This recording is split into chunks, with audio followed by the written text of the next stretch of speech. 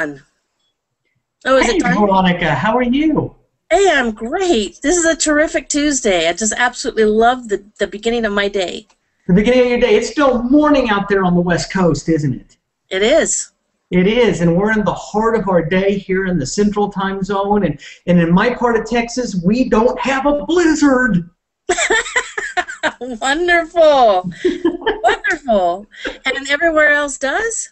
Well, Amarillo, I think they broke all kinds of records, had one of the nastiest blizzards in the history of the city, all the way from the Texas Panhandle up through Kansas and Missouri.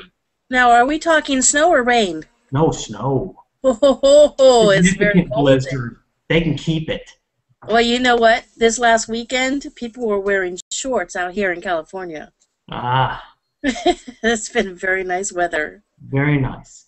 So today we want to talk about, we're bridging off of last week's conversation a little bit, and we wanted to chat about how do you begin to recognize the emotions and the negative triggers that are swelling in communication in the moment. Hmm. What are the things that lead to an escalation of tension? And you don't mean to do it, you just don't recognize necessarily what's happening. So these are all trained, taught disciplines within the sub-realm of communication. Like we said before, you go through kindergarten, 12th grade, you learn the English language, you learn, vocabulary and spelling and vernacular and syntax and all this great stuff, but we fail to learn how to really communicate. So, Veronica, I think you have a juicy story for us. I do. I do. Yes, one of the things that I really like to do when I get into a car is feel a nice, clean steering wheel. And the last couple of times I've gotten into the car, I have had to take a couple of wipies and wipe down the steering wheel. And this last time, I had to use two of them. They just got so black. So I asked my husband, I said, "Do you wash your hands after you leave work?" He said, "All the time." And I went, uh-huh. So recently, I mean, he's been taking my car to work, but recently he took the truck, and I had just washed the steering wheel before he had taken it. So yesterday, I'd gotten into the truck to take it to the grocery store, and immediately I could feel it, and it was like, ew, ew, ew, it was dirty. So I could feel my eyebrows furl. And immediately, I could feel the grumbling working its way up my throat. And as soon as I felt that, I stopped right there, and I decided I am not going to grumble about this. I'm going to be positive and find the good in this. And I said out loud, I am so elated about all the little things that remind me that my husband is with me, that he's happy, that he's healthy, and I just expounded on that, and it just changed my whole day, realizing what was happening in that very moment and being able to change it. And I actually posted that on my Facebook wall if anyone wants to go over and check it out. But something really wonderful happened after it, and what I said on the Facebook wall was, I had every reason to be grumpy this day. It's my girl time. My body hurt.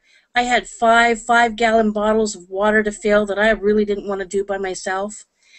And so, but even without that, I mean, besides that, I was able to look at all of that and say, how wonderful is it that I can serve? And that I could do this and show love to other people.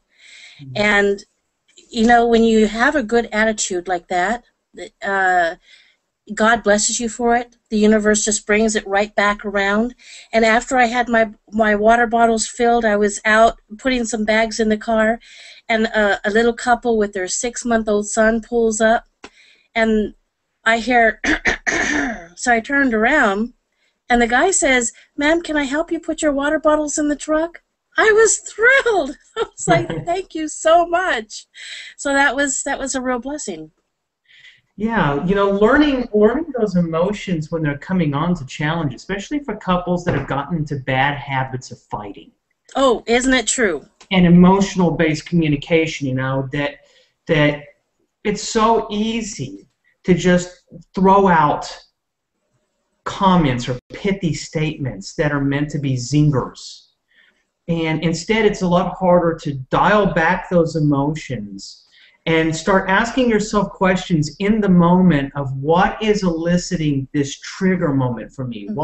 Maybe I shouldn't say this. Maybe it's going to make the situation worse. And instead, maybe I should come at it from a rational perspective and ask some questions that are tied more to logic than emotion. Now, I don't want to discount the fact that we're emotional beings, because we are. But with that said, we need to figure out a way to reposition ourselves from a negative emotion to a positive. Would you agree? I do. I absolutely agree. And we find ourselves blessed when we do that. And that can be challenging, depending on how far we have let those emotions begin to control us.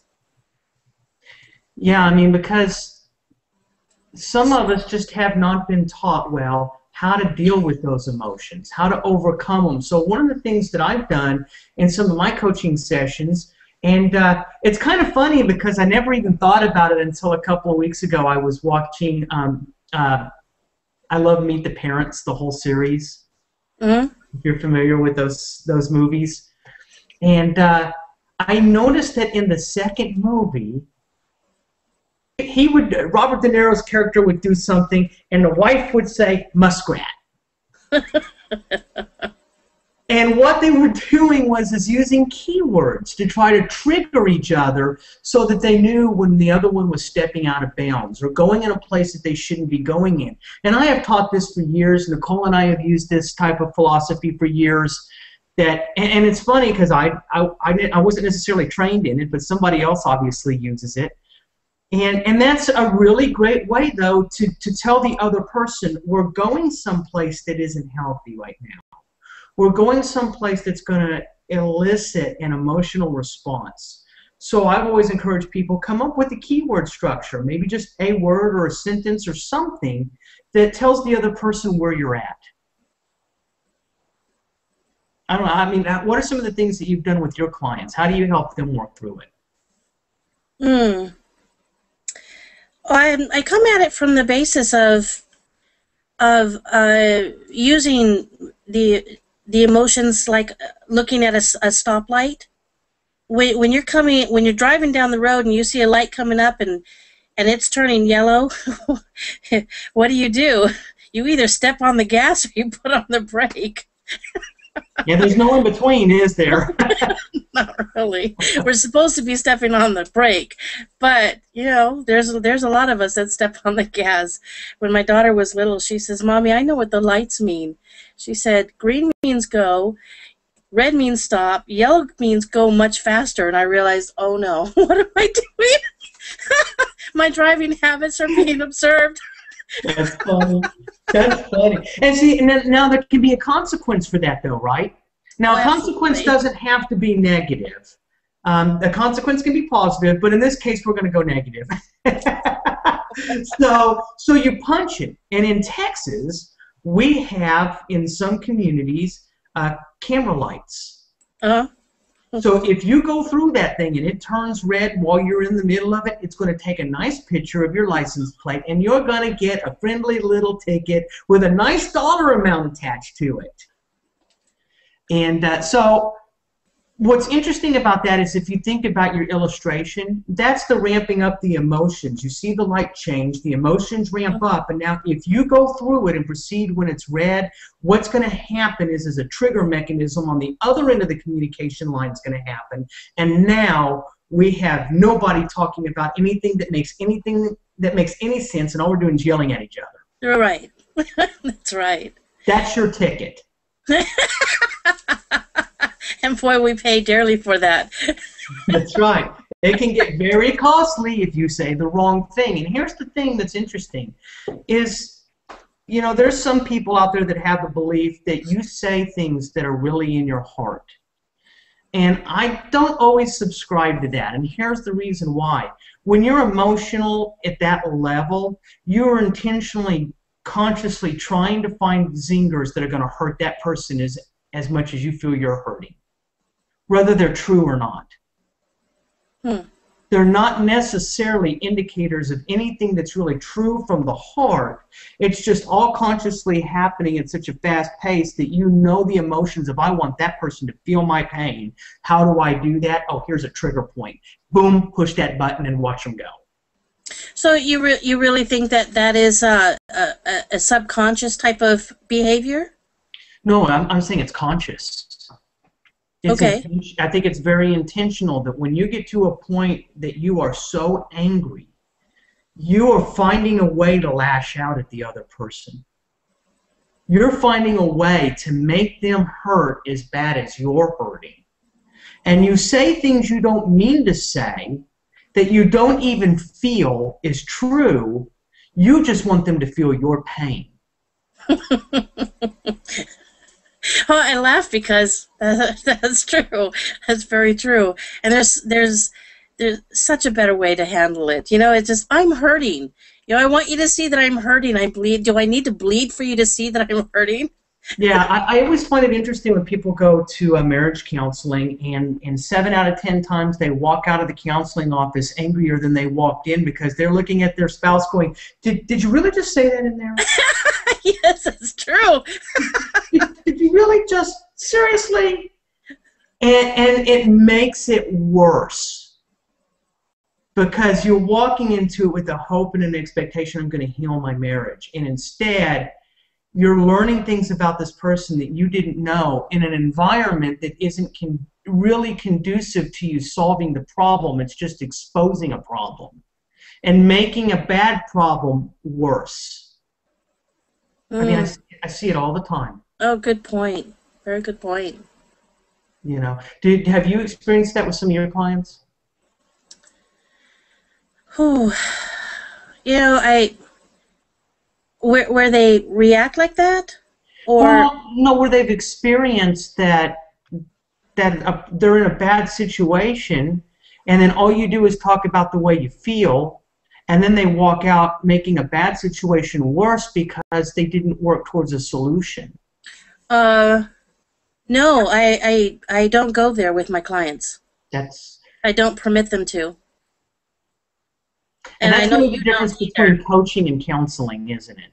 Yeah, absolutely. When they want to get on the bandwagon and do nothing but complain, I stop it right there and I just say, hey, we need to refocus and look at this from a positive perspective. But also, this is not about the other person. This is about you. So we're going to look at you. And I've had clients who just absolutely refuse to want to look at themselves. It's always them, always looking at what they are doing wrong. In the beginning of my marriage, I was like that. I remember sitting in church, shaking my head at the pastor, pointing my finger at my husband. Yeah, that's him, that's him, that's him. And I didn't want to look at myself. You know, that's almost always the problem. I've learned and discovered that 75 to 80% of all problems are solved when I look in the mirror. Oh, yeah. You know, they're usually, it's me. I'm the one who's got the problem. Maybe I didn't, it's not so much what they said or how they said it or why they said it. It's how I chose to receive it, how I filtered it through all my experiences, through all my backgrounds, through all of my own individual hang-ups and hurts and all of that stuff. I sometimes can reinterpret, and I say I mean anybody. I'm not necessarily saying me, but any of us can reinterpret somebody's words based on our past experiences that may not have anything to do with that individual. Do you have a personal example that you can share, something like that? Well, yeah. If you think about a situation where a husband and a wife aren't getting along, and they've only been married 2 or 3 years, they don't have really enough history together to have generated a certain level of animosity, or at least they shouldn't have. at this point. And what can tend to happen is that I'm filtering through something that happened in either a previous relationship or even as a kid with another adult model. Maybe that could be a parent or another family member, a sibling, someone in a position of authority in your life. And you begin listening to what your spouse is saying, and you choose to interpret those words based on how somebody else used to say those things, how they referred to those things, how you felt when they were saying those things, because you knew what their meaning was. So in some ways, we can interpret our experiences through other people and project those on those that we love who aren't meaning the things the way we're taking them. Does that make sense? Well, that's exactly the story that I shared last week about what happened between me and my daughter. When she had that look on her face, and that look reminded me of what happened when I was little. Yeah. With the adult figures in my life, yeah. Yeah, I mean, it doesn't tend to happen with people that have been married for 10 or more years. It tends to happen in those first 3 or 4, where most of those types of encounters will tend to happen, unless they're just that really immature emotionally, or the marriage is immature because one of the other members isn't quite, playing up to par. I actually see that, I must see that more often than you do.